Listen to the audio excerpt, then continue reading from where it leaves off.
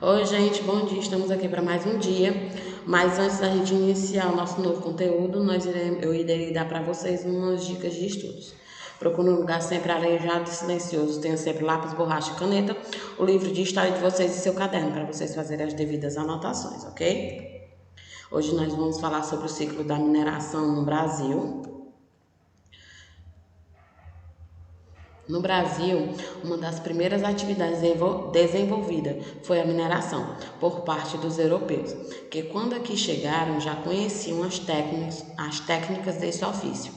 E ao verem tantas terras inexploradas, encontraram a oportunidade de lucrar bastante com a extração dos recursos naturais. A partir do século XVI, expedições portuguesas partiam da Bahia para o interior do país com o objetivo de encontrar minas de prata. No século seguinte, Fernão Dias foi de São Paulo a Sabará em busca de prata e esmeraldas. Já no final do século XVII, foram encontradas minas de ouros na região da atual Minas Gerais. A atividade de mineração viria a crescer e ser ainda mais valorizada na segunda década do século XVIII, quando foram descobertas as minas de diamantes. A partir de então, a mineração passou a ser a atividade econômica mais importante da colônia. Foram descobertas minas de ouro também em Mato Grosso e em Goiás, ainda na primeira metade do século XVIII. Entradas e bandeiras. As entradas e bandeiras foram expedições de desbravamento territorial que ocorreram no Brasil colônia entre os séculos 17 e 18. As entradas eram um conjunto de expedições organizada pela coroa portuguesa no século 17 com o objetivo de encontrar minas de ouro e de prata para recuperar sua economia, além de escravizar nativos para trabalhar nas fazendas e nas possíveis minas a serem encontradas. Já as bandeiras eram expedições armadas pela capitania de São Caetano, que tinha o mesmo objetivo das entradas, que eram escravizar indígenas e encontrar minas de ouro e prata. A diferença é que as bandeiras foram organizadas por fazendeiros e comerciantes, sem relação com a coroa portuguesa. O objetivo das entradas, né? As entradas tinham como objetivo principal fazer o mapeamento do território brasileiro, principalmente da região interior. Estas informações eram enviadas a Portugal com o objetivo de aumentar o conhecimento e viabilizar a colonização no interior do Brasil. Já as bandeiras tinham como objetivo principal descobrir minas de ouro, prata e pedras preciosas. As entradas também atuavam no combate aos grupos indígenas que ofereciam resistência aos colonizadores. Já as bandeiras atacavam missões jesuítas, capturando os índios que seriam comercializados como escravos. Já as entradas eram compostas em sua maioria por soldados portugueses e brasileiros, a serviço da coroa portuguesa. Já as bandeiras eram liberadas por paulistas chamados de bandeirantes e tinham em sua composição familiares agregados, brancos, pobres e mamelucos. As principais bandeiras foram a bandeira de Bartolomeu Bueno da Silva, que ocorrida entre 1672 e 1740, partiu da região norte do atual estado de São Paulo em direção à região centro-oeste do Brasil, tinha como principal objetivo o descobrimento de jazidas de ouro e pedras preciosas. Tinha a bandeira de Domingos Jorge Velho, ocorrida entre 1615 e 1703, partiu da região litorânea do Nordeste em direção ao sertão e litoral paulista.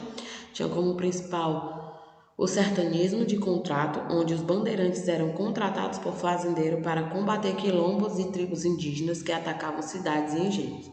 Bandeira de Raposo Tavares, ocorrida entre 1598 e 1658, partiu da cidade de São Paulo em direção às regiões sul e centro-oeste do Brasil. Tinha como principal objetivo a captura de indígenas. Tinha a bandeira de apressamento. Na primeira metade do século XVII, marcou a fase áurea das bandeiras de apressamento, quando a Holanda conquistou o litoral nordestino, do atual estado do Maranhão até Sergipe, e a região de Angola, na África, desorganizou o tráfico de escravos negros da África para a colônia portuguesa na América. Os holandeses passaram a monopolizar a vinda de escravos para a colônia, trazendo os escravos apenas para o Nordeste holandês. Os senhores de engenho da Bahia e do Rio de Janeiro, áreas não dominadas pelos holandeses, passaram a ter dificuldades em obter escravos negros para as suas lavouras, sendo obrigados a recorrer aos índios capturados pelos paulistas. Esse bandeirismo de apresamento, eles visavam caçar e escravizar os indígenas para trabalharem nas fazendas.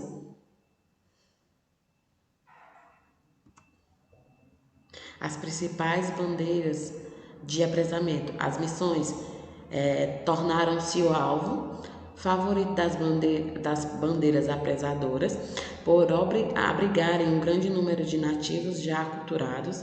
Missões destruídas foi de Guairá, no Paraná, e Itatim, sul do Mato Grosso do Sul, e Itape, no centro do Rio Grande do Sul. Calcula-se que foi 6.000 o número de indígenas apresados nas missões. Segunda metade do século XVII, o declínio do bandeirismo de apresamento devido à reconquista de Angola, a expulsão dos holandeses do Nordeste e a normalização do abastecimento de escravos africanos. E no fim do século XVII, a produção açucareira no Brasil enfrenta uma série de crises devido à prosperidade dos engenhos açucareiros nas colônias holandesas, francesas e inglesas na América Central. Como Portugal dependia e muito dos impostos que eram cobrados da colônia, a coroa passou a estimular seus funcionários e demais habitantes, principalmente os do Planalto de Piratininga, na atual São Paulo, a desbravar as terras ainda desconhecidas em busca de ouro e pedras preciosas. O ciclo de ouro em Minas Gerais. As grandes jazidas de ouro foram descobertas em Minas Gerais, Goiás e Mato Grosso, onde foram divididas em forma de lavras, lotes auríferos para a exploração, exemplo das sesmarias, latifundiárias de monocultura. Durante o auge desse ciclo, no século XVIII, foi gerado um grande fluxo de pessoas e mercadoria nas regiões citadas, desenvolvendo-as intelectual, a chegada de ideias iluministas trazida para a elite recém-intelectualizadas, e economicamente a produção alimentar para a subsistência e pequenas manufaturas. Ok, gente? A nossa aula hoje foi só até aqui, mas se vocês quiserem rever todo o nosso conteúdo, é só acessar o site www.escolapequenospaços.com.br. Lá vocês terão acesso a todo o nosso conteúdo. Não esqueça, galera, de acessar a nossa agenda eletrônica, porque lá diariamente é postada as atividades diárias de vocês. Eu espero que vocês tenham um bom dia de estudos e até a próxima aula.